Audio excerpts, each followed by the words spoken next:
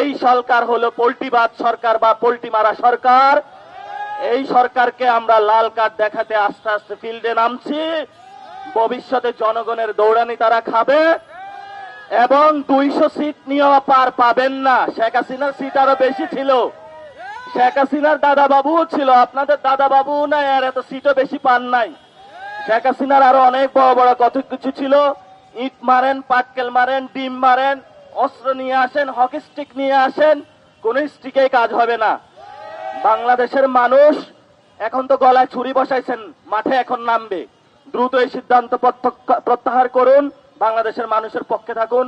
একটু কথা বেশি বাড়িয়ে বললাম, কারণ প্রচন্ড রাগে ক্ষোভে আছি। বাসায় যেয়ে ঘুমাইতে পারি না, বিদ্যুৎ নাই, গ্রামে দেখে গিয়েছি। আবারই হলো পাম্পে যায় হলো তেলের দাম বৃদ্ধি, অক্টেনের দাম বৃদ্ধি, আবারই এখন বিদ্যুতের দাম বৃদ্ধি, এলপিজি গ্যাসের দাম বৃদ্ধি, বাজারে যা নিত্য পণ্যের দাম বৃদ্ধি। তো আমরা যাবোটা কোথায় মাননীয় সরকার সাহেব?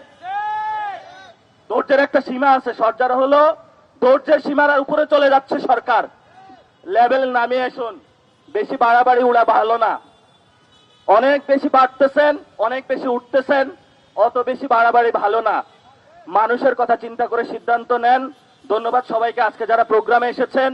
এই যে দেখেন অনেক কষ্ট করে প্রোগ্রাম করছি, এই প্রোগ্রাম করে এনসিপি 2 টাকার লাভ নাই। আমরা অনেকে বাসা বাড়িতে আরামে থাকতে পারতাম, কষ্ট করে প্রোগ্রামটা এসেছি। সাংবাদিক ভাইরা এখানে অনেক ভিজে সবাই গোসল হয়ে আছে। আমরা এই সরকারের যদি কান না খুলে, তারপরে কান কিভাবে খুলাইতে হয় কানের ভিতরে আজরাইলের সিঙ্গার মতন, তারপরে সরকারকে ইনশাল্লাহ আমরা ভোট দেব। একটু পরে বিক্ষোভ মিছিল হবে। সবাই যদি জনগণের লাঘব এবং জনগণকে সংকট থেকে মুক্তি দিতে চান, এই ব্যর্থ 2টা মন্ত্রীকে সরিয়ে দেন। এদের দ্বারা বাংলাদেশের কোন জ্বালানি সংকট আমরা নিরসন করতে পারে না। এই মন্ত্রী বলেছিল যে সব জায়গায় আমার ডিজেল অক্টেন আছে, কিন্তু আমরা যখন পাম্পে গেলাম সেখানে পাইলাম না। যখনই একটু দাম বাড়ানো হলো, তখনই তারা তাদের পকেট খোলা শুরু করলো। কারণ তখন হলো পকেটে একটু টাকা আসে। সরকার কাদেরকে সুবিধা দেওয়ার জন্য, লাগামহীন দুর্নীতি করার জন্য আমরা মনে করি এই বিদ্যুৎ এবং হলো জ্বালানির দাম বাড়িয়েছে।